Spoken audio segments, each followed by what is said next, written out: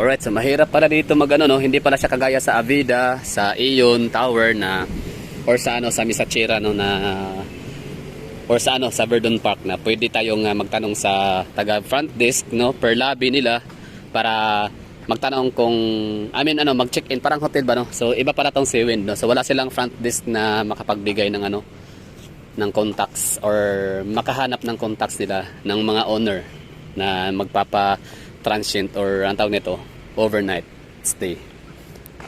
So wala lang. So ibig sabihin, meron naman pala kaso nga lang meron silang time limit like ano ba parang business hours. So pagka alas 5 wala na. So ibig sabihin kung gusto niyo pumunta dito like gabi, galing airport dito kayo matulog. So wala kayong makitang ganun no. May mga lobby pero walang tawag nito. Walang mga front desk na magko-contact na ng tawag nito. Walang taga front desk or front desk personnel na pwedeng magtawag ng mga owner. Mga unit owner para tanungin nila kung meron ba silang bakante. Ito lang. So dito na rin naman tayo sa loob na ano na natin to. Tour na natin ano nga ba itsura sa loob ng Seawind by Damosa Land. Kasi kapag nasa eroplano tayo, nadadaanan natin to dito o malapit lang, malapitan. Pero siyempre mabilisan lang yung galaw ng eroplano, di ba? Ganun lang, no? So hindi natin alam no ano meron sa loob nito. So ito pala 'yon. Maraming gusali. Meron akong na-stayhan sa may Quezon City, nakalimutan ko parang Sunrise, basta may sun yun oo, na condominium sa may East Fairview, Quezon City. So ganito yung yung haba. Mababa lang to Actually mababa lang tong ilang floor lang ba to? 1, 2, 3, 4, 5, 6, 7, 8, 9. 9th floor lang no, maliit lang, medium built lang yung niya.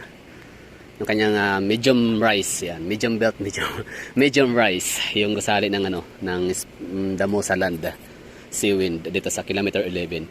Tapos kung napapansin ko during inquiries talaga sa online sa Facebook, madalas na marketplace, ang pinakamura talaga lumalabas ito si North Camellia and ito si Seawind 14, 13, 16, 17 no, may mga ganong presyuhan. Tapos syempre yung si Arizo sa may Lanang, sa may Dunya Pilar area, mura lang din sila, parang mayroon ding 13, 14, 15, depende sa laki. Pag studio type syempre mas mura yan. Tapos si Avida Tower 15 meron din. Misachira 17, 18. So ito yung hitsura ng loob so far. Marami, ilang building ba to dito? Hindi ko alam din natin mabilang. Basta dito lang tayo sa loob meron ito yung swimming pool no, na amenities na ma-offer ng mga host or mga owner dito sa Damosa Land.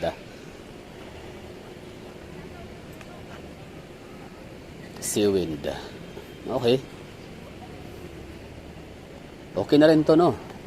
Pero malayo. Kung kanyari ikaw ay taga ibang lugar dito sa Mindanao, like sabihin natin hindi man lang sa Mindanao, basta buong Pilipinas o ikaw ay dayo sa Davao, tapos kumbaga para ang iyong intention is para mamasyal sa loob sa downtown area no, city proper ng Davao. So parang napaka unwise kapag dito ka sa Seawind mag-avail ng room or ng ng unit kasi kita mo naman napakalayo, di ba? From airport, yes, meron lang siyang siguro umabot lang tayo ng mga ilang minuto, 9 to 10 minutes. Oo. 9 to 10 minutes lang no ang biyahe sa taxi para makapunta dito. Pero iba pa rin yung yung nasa Avida Tower ka. Kasi what if kung dito ka magstay for 3 days or 1 week, tapos pupunta ka ng Rojas Night Market, pupunta ka ng SM City Ecoland, pupunta ka ng Coastal Road, di ba? Pupunta ka ng SNR, pupunta ka ng SM Lanang Premier. Sige, dito sa amin SM Lanang Premier. Yun lang talaga yung pinaka pinaka iconic na lugar natin sa Davao. SNR, kasama na natin yun kasi walang pang ibang SNR no. SNR, SM City Ecoland, Davao Global Township, tapos Rojas Night Market, San Pedro Square, City Hall. Tapos pupunta ka ng saan pa ba? Jack's Ridge sa may Shrine Hills, Matina. Pupunta ka ng Vista View sa may Langob, Hilltop. Tapos pupunta ka pa ng saan pa ba? Mga Coastal Road, mga ganong mga lugar, no? So syempre, it takes 1 hour bago makapunta doon, lalo kapag ka-traffic. So paano na yon, pamasahe? Syempre, dayo ka sa Davao, turista ka, hindi ka pwedeng mag-jeep lagi kasi nakapagod din mag-jeep pa, tapos turista ka, alam mo yun. Afford mo ngang afford mong, kumbaga pumunta ka sa lugar para mag-relax, pumunta ka sa Davao or saan mang syudad sa Pilipinas o sa mundo para makapag-relax, makapagpahinga, para makapag-chill-chill, ganun, bakasyon ba, bakasyon grande. Tapos, hindi naman masama ang mag-experience na sumakay ng jeep, pero yung mas-stress ka kasi nagmamadali ka, tapos sumakay ka ng jeep kasi ang layo. So, kung magta-taxi ka, pwede naman, pero mapapamahal ka talaga. Iisipin mo pa lang yung mababayaran, mas-stress ka na, di ba? So, much better na doon ka talaga sa I would recommend na Avida Tower, Mesachera, Verdon Park, pwede na. Pwede rin ang Ion Tower, pwede rin, no? Insperia, Abreza Place Tower, or Abreza Tower, pwede na. Pwede na rin yung, basta dyan sa malapit lang sa downtown area. Marami dyan. Pero itong Arizo, sa may Doña Pilar, ito, si Wind, medyo, distansya to, no? Medyo, siya, napaka-stressful kapag pupunta ka ng downtown, matatraffic ka lang. Lalo kung hindi bakasyon yung pupuntahan mo sa Davao. Like, meron kang pupuntahan dito ng mga transaction, like opisina ngayon, di ba? May mga nilalakad kang mga papilis. So, better na wag ka dito sa Seawind, wag ka sa mga Arizo kasi kung ang purpose mo is yun, city proper of Davao, downtown area. Di ba?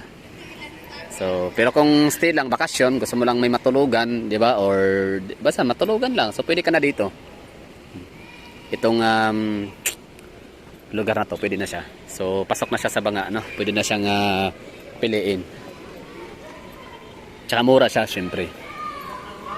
May studio yun, may studio type, merong 2 bedrooms, merong 3 bedrooms. Yan, tsaka malapit lang. I mean, kung taga rito ka na naman, mga taga Panakan, taga Tibongko, Bunawan. Tapos gusto mo mag-swimming pool yung mga anak nyo, mga maliliit, mga bata lang naman kasi madalas mahilig sa swimming pool. Pwede na kayo dito, Seawind, malapit lang. Mura pa. Tingnan mo sila for example. Mga taga rito na yan, malapitan lang yan sila. Nananawa na sila sa dagat. Nananawa na sila sa beach resort kasi mainit, no? Tsaka iba din talaga ang basta. Pero iba talaga, gusto na dagat talaga. Pero ako hindi ako masyadong sa dagat. Maliban na lang kung sobrang lino ng dagat. Like sa Bohol, sobra, no? The best. Kung dagat experience, Bohol na yung pinaka height na napuntahan ko. Kailangan i-defeat na kung pupunta man ako ng Boracay someday, sana maragpasan niya ang ganda ni Bohol, ni Panglao. Sana. Para hindi sayang yung pamasahe tsaka yung pera lahat na gagastusin para lang makapunta ng Boracay. Tapos maliban sa Bohol, so maganda rin ang experience natin sa Coron. Pero yung Coron and El Nido kasi iba naman kasi yung kanilang level. Hindi naman sila beach resort, no? Kundi sila talaga ay adventure, like island hopping, maganda rin. Kasi kung dagat, lino lang, meron naman tayo sa Sambal. Maganda yung barangay, Panggubata na pinuntahan. Na-vlog ko dyan, andyan, no? Ang ganda talaga, sobrang nakaka-amaze. Hindi man siya ganun kapino ang buhangin, pero maputi. Ang ganda.